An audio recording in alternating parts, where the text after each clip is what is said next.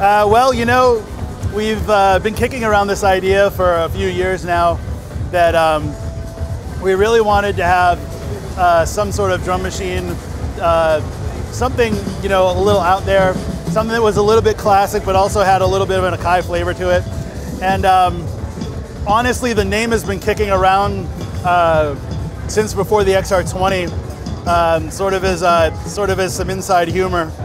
But yeah, here it is. This is the Rhythm Wolf. It's 32-step sequencer. You can have two versions of 16 using your fill button. You can be playing and then say, oh, I want to go to fill, and then it'll jump over to B mode. TR style sequencer. Exactly. Right? Yeah. Actually, it's just like the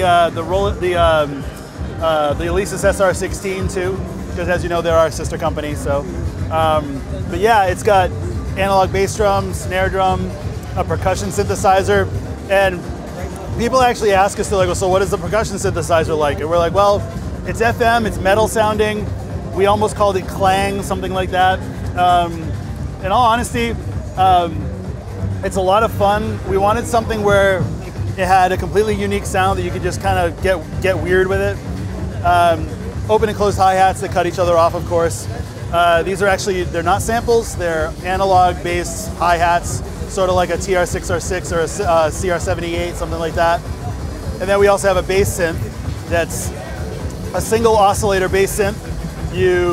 In performance mode, you can play this like a keyboard, or in step mode, what you do is you hit the pad, and then you can choose a step, and then you just hold the button down on the step, and you'll be able to turn the knob to select the note that you're playing, and you can transpose the synth up or down using these buttons here. Just hold shift, and you can set transpose up or down. So this isn't making a noise at the moment. Everybody's no, going, why isn't it making a noise? Well, we had a hilarious accident involving voltage rails and things like that before the show, unfortunately, but we will be having audio demos out. It's our top priority right now. And in fact, we already have a video idea where we want to have 3 Rhythm Wolves running together. Each person is going to be controlling their own bass synth. Maybe we'll pick a key. I don't know. We're just going to get crazy with them. So we've got CB. We've got gate. Yeah, gate trigger in and out. And this runs as 16th note gate, but we still listen to our own time divisions. So what that means is if our time division is set to 32nd notes, and you're sending in 16th note triggers, it'll move 2 for every trigger. Or if you set it to 8th notes, it'll move 1 every trigger, or 1 every 2 triggers. So you really can kind of customize how you want the machine to run. It also has USB Midi in and out. And then this main out here, that's a mono main out. Everything goes through that.